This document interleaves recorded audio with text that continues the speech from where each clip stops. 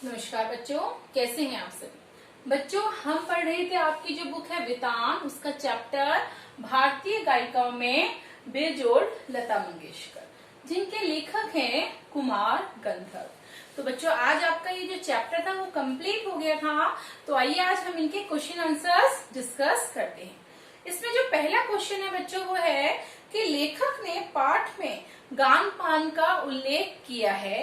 पाठ के संदर्भ में स्पष्ट करते हुए बताएं कि आपके विचार से इसे प्राप्त करने के लिए किस प्रकार की अभ्यास की आवश्यकता पड़ती है। देखिए, गानपन का जो अर्थ होता है वो गाने में प्राप्त होने वाली मिठास और मस्ती से है। इसके लिए गाने में आघात, लोच और सुलभता को अधिक महत्व दिया जाता है। श्रोताओं को आनंदित करने के लिए इसमें जो स्वर हैं, लय है और अर्थ है, उसका उचित तालमेल बिठाना चाहिए। शास्त्रीय रागों की जो शुद्धता है उस पर हमें अधिक ध्यान देना नहीं चाहिए, बल्कि नीरसता से बचना चाहिए। ठीक है। सेकंड क्वेश्चन है कि लेखक ने लता की जो गायकी है कि किन किन विशेषताओं को उजागर किया है, कि जो हमारी लता जी जब गाना गाती थी उनकी क्या विशेषताएं थी। आपको लता की गायकी में कौन सी जो ऐसी विशेषताएं हैं जो नजर आती हैं, हमें उदाहरण सहित बताइए। देखिए, उनकी निम्नलिखित विशेषताएं मैंने जब चैप्टर पढ़ाया था तब भी समझाए थे।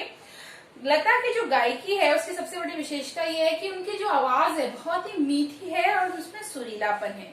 उनके स्वर में अद्भुत मिठास, तन्मयता, मस्ती, लोच, कोमलता और कहीं ना कहीं मुग्धता भी है। उनका जो उच्चारण है वो कैसा है, मधुर गूंज से परिपूर्ण रहता है।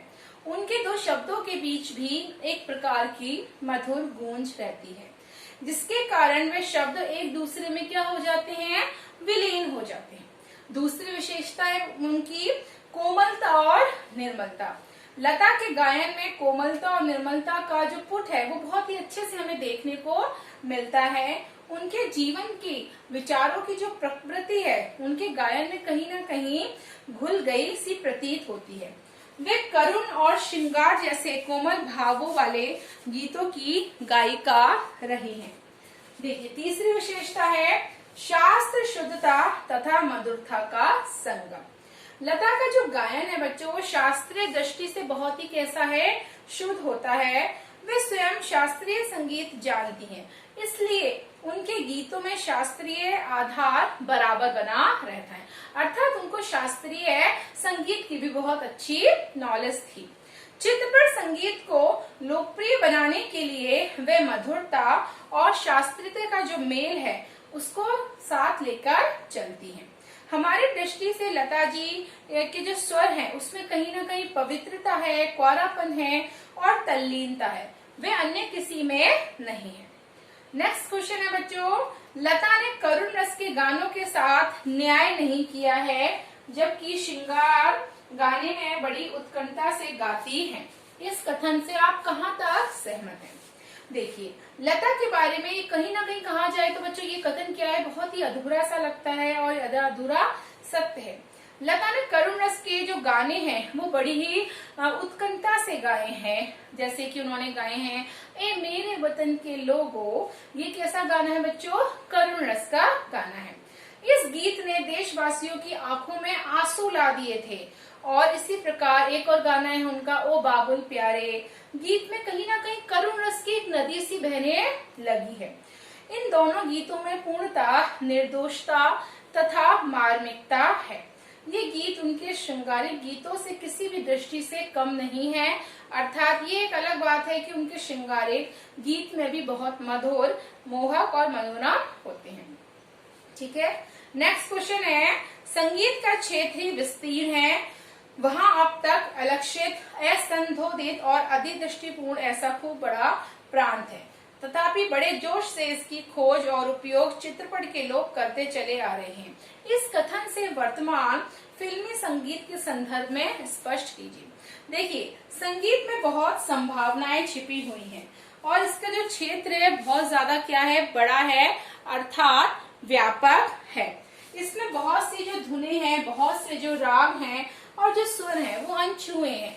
अर्थात इसका क्षेत्र बहुत बड़ा है, तो हम इसमें कहीं भी कुछ भी कर सकते हैं। बहुत से सुधार संस्कार होने अभी शेष है, हमारे लेखक कह रहे हैं अभी ऐसे ऐसे नए प्रयोग होने शेष हैं जिनकी ओर किसी को भी दृष्टि नहीं गई। अर्थात कुछ ऐसे सुधार करना बहुत इसमें आवश्यक माना जाता है जिसमें कि किसी का भी ध्यान उस तरफ नहीं गया है।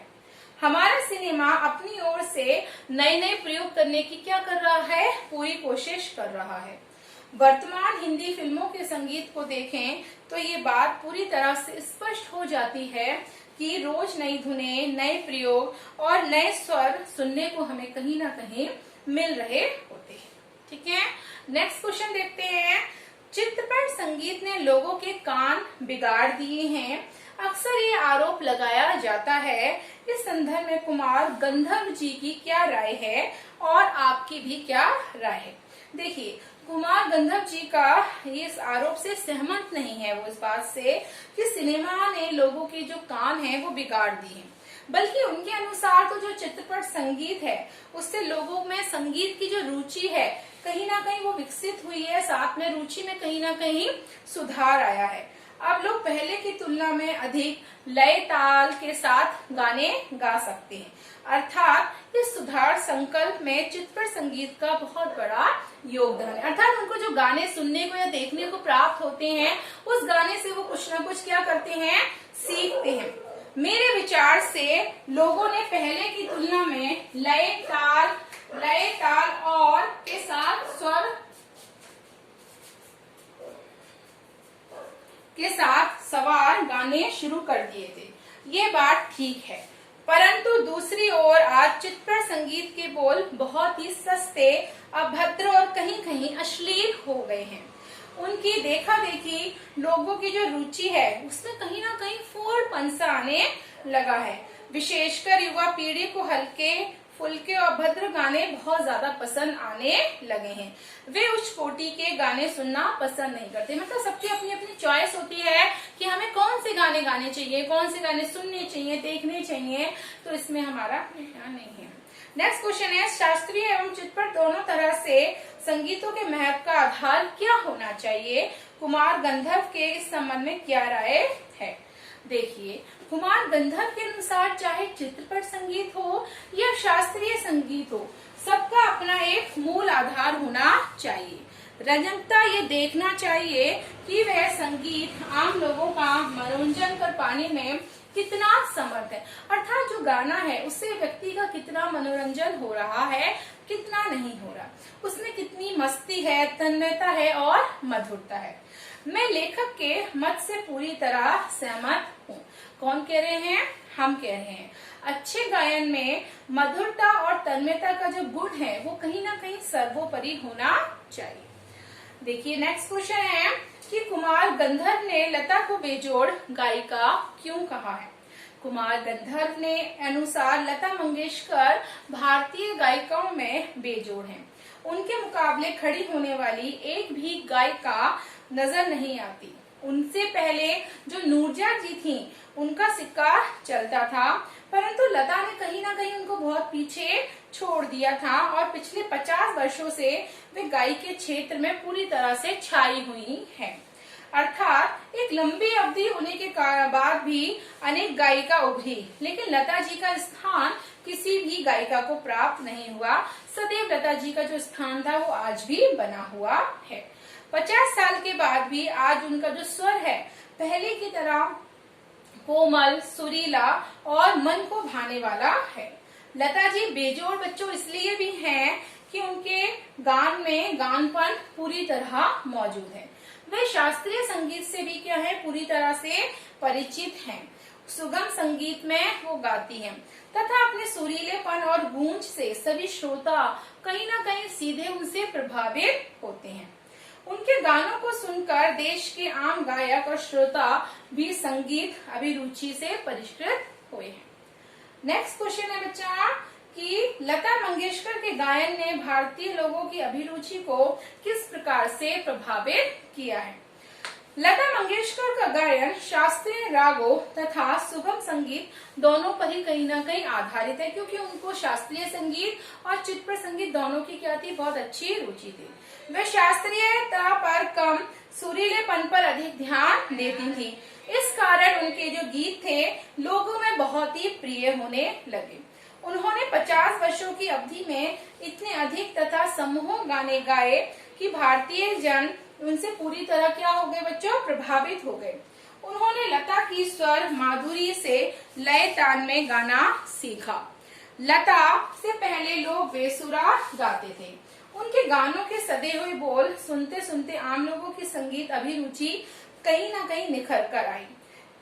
और कुमार गंधर्व कहते हैं कि सुरीलापन क्या है, साधारण प्रकार के लोगों को भी अपनी सूक्ष्मता समझ में आने लगी। तो बच्चों आज आपके जो क्वेश्चन आंसर्स थे, इस क्वेश्चन आंसर्स को आज हमने यहीं समाप्त करते हैं क्योंकि क्वेश्चन आंसर्स कंप्लीट है। Thank you.